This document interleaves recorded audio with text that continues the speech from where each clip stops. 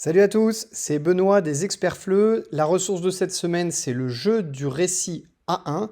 C'est un jeu pour faire créer des récits à vos apprenants avec des cartes très simples, comme celle-ci. Voilà, et il y a une version pour les cours en ligne aussi.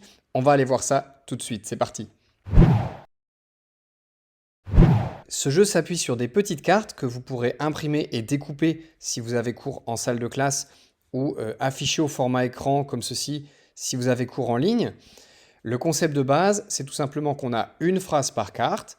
J'ai mal au pied gauche, par exemple. Sa nouvelle coiffure est horrible. J'adore les sushis.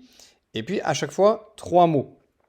Et les apprenants doivent inventer une micro-histoire, une phrase, 2 phrases, 3 phrases, en utilisant ces mots. Voilà. Donc, ces mots, à la fois, apportent une contrainte et puis, en même temps, les aident, puisqu'ils leur donnent des éléments pour créer leur toute petite histoire. Voilà.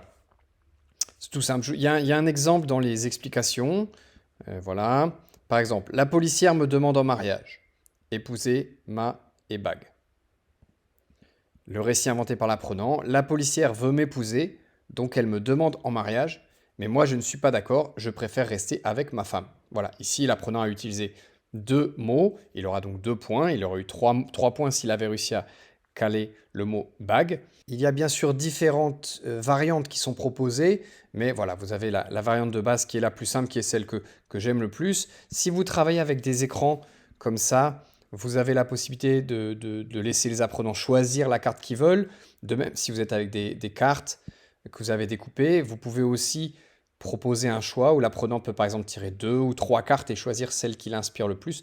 L'objectif, bien sûr, n'étant pas de bloquer l'apprenant, mais plutôt de lui donner la possibilité de réaliser quelque chose. Donc même s'il a besoin que vous lui donniez 10 cartes pour qu'il arrive à proposer un mini-récit, eh ben, donnez-lui 10 cartes. Voilà, c'est important d'être dans cette approche, non pas de bloquer l'apprenant, de l'amener vers plus de contraintes, mais plutôt d'essayer de l'amener à produire quelque chose, à réussir quelque chose. C'est important. On rajoutera des contraintes seulement pour les apprenants qui s'en sortent mieux, pour les inviter à aller plus loin.